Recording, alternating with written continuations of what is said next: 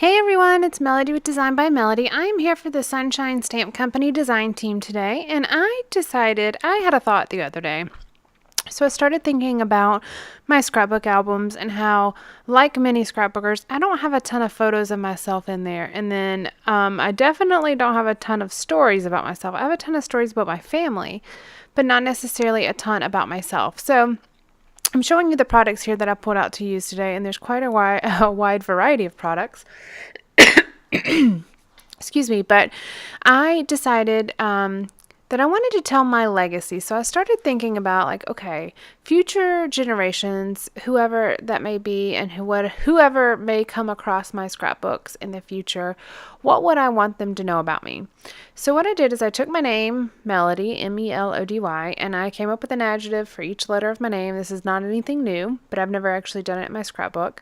I came up with a word for each letter of my name. And then I wrote a little journaling about that. And so basically, I'm telling my legacy or writing my own legacy. These are the types of things that I would want to make sure that my future generations know about me.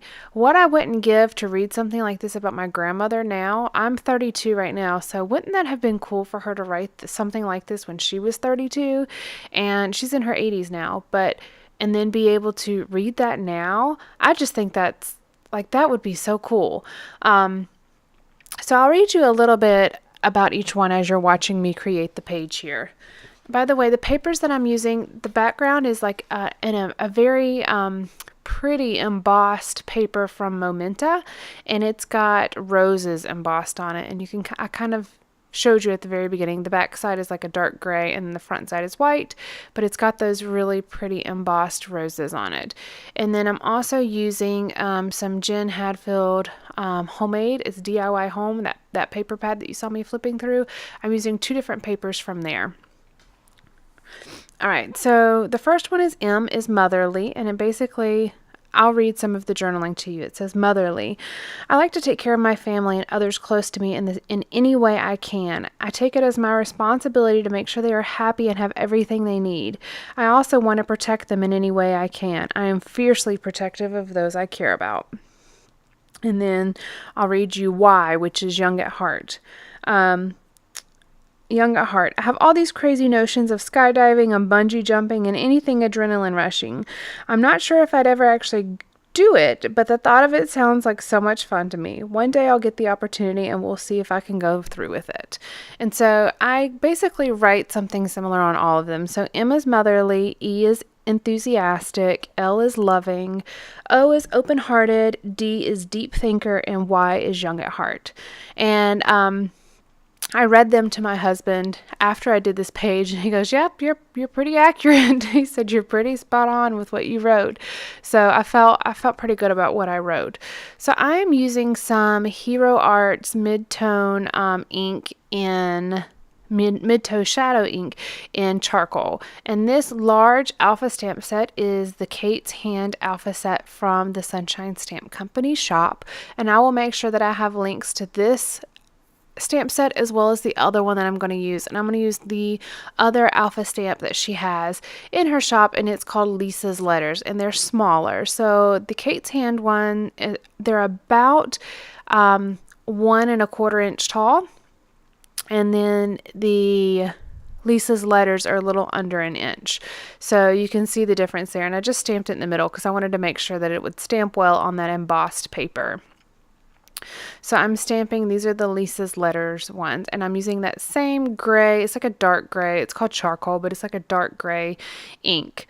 I didn't want it to be too bold and black. I like the softness of the gray ink, and if you're familiar with the Hero Arts inks, they kind of settle and smooth out the longer that they've sat on the page. So now looking at the page, I did the layout a couple hours ago, and now looking at the page, it's very smooth looking. Not that it actually looks bad on the layout as you're seeing it on the screen, but it's very smooth looking now, which the photos that you'll see at the end I just took a few moments ago, so those are going to be once they're smoothed out.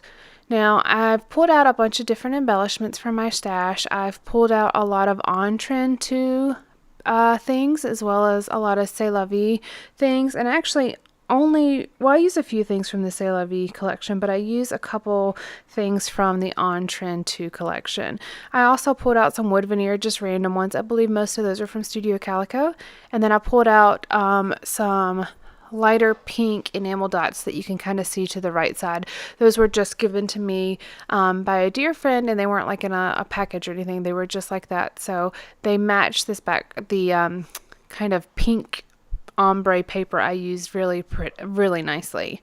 I played around with the idea of using a doily down here, but I didn't really like the way it looked because it wasn't the same crisp white as the background.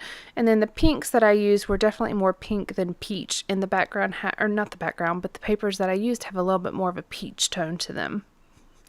So I decided to use these beautiful flowers from the On Trend 2 collection. There's a sticker sheet as well as a rub-on sheet. And then I have this one single flower here, so I'm going to put it here. And then if you notice, I'm going to layer those two on top of each other. So the bottom one will be the rub-on, and then the top one will be the sticker. And then I'm going to do another embellishment cluster up to the right side of the page where those two wood veneer are sitting at the moment. And if you'll notice, the other rub-on flower from the On Trend 2 rub-on set is actually connected to a larger floral, so I'm going to cut that apart.